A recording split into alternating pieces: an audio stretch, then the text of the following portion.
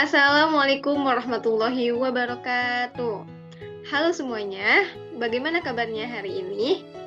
Semoga dimanapun berada tetap dalam keadaan sehat walafiat. Amin. Nah, pada hari ini saya Epi Nur Hikmah akan menyampaikan sebuah informasi mengenai cara mengatasi berita hoaks. Nah, seperti yang kita ketahui bahwasannya berita hoaks adalah berita bohong yang kebenarannya perlu diketahui terlebih dahulu melalui fakta dan data yang ada. Nah, banyak sekali berita-berita hoaks tersebut menyebar secara luas oleh oknum-oknum yang tidak bertanggung jawab. Maka dari itu, kita harus mampu mewaspadai dan mengatasi berita tersebut sebelum tersebar begitu luas. Nah, bagaimana cara mengatasinya? Yaitu yang pertama, kita harus hati-hati dengan judul provokatif. Nah, berita hoaks ini seringkali menggunakan judul sensasional yang provokatif, misalnya dengan langsung menudingkan jari ke pihak tertentu. Isinya pun bisa diambil dari berita media resmi, hanya saja diubah-ubah agar menimbulkan persepsi sesuai yang dikehendaki sang pembuat hoaks. Nah, oleh karena itu, apabila menjumpai berita dengan judul provokatif, sebaiknya kita mencari referensi berupa berita yang lebih realnya, yang lebih nyata di situs online resmi. Kemudian bandingkan isinya, apakah sama atau berbeda. Nah, dengan demikian kita dapat mengetahui bahwa berita tersebut beneran nyata atau hanya hoaks. Yang kedua yaitu cermati alamat situs. Nah, untuk informasi yang diperoleh dari website atau mencantumkan link, cermatilah alamat URL situs dimaksud.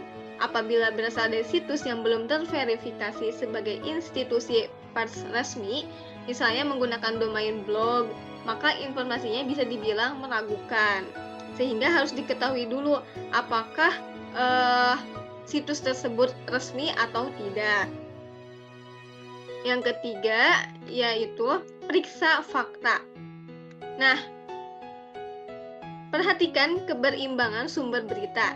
Jika hanya ada satu sumber, pembaca tidak bisa mendapatkan gambaran yang utuh. Hal lain yang perlu diamati adalah perbedaan antara berita yang dibuat berdasarkan fakta dan opini.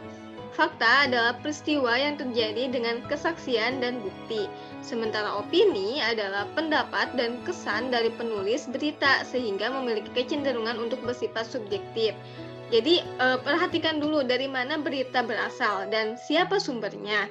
Apakah dari institusi resmi seperti KPK atau Polri atau dari oknum-oknum tertentu. Nah, kita harus mengetahui terlebih dahulu fakta berita tersebut. Selanjutnya yang keempat yaitu cek keaslian foto. Nah, di era teknologi digital saat ini, bukan hanya konten berupa teks yang bisa dimanipulasi, melainkan juga konten lain berupa foto atau video. Ada kalanya pembuat berita palsu juga mengedit foto untuk memprovokasi pembaca, sehingga kita harus benar-benar mengetahui apakah foto tersebut benar asli adanya atau hanya berita foto palsu yang diedit. Nah, cara mengetahuinya kita bisa cek ke Google, kita bisa samakan foto tersebut.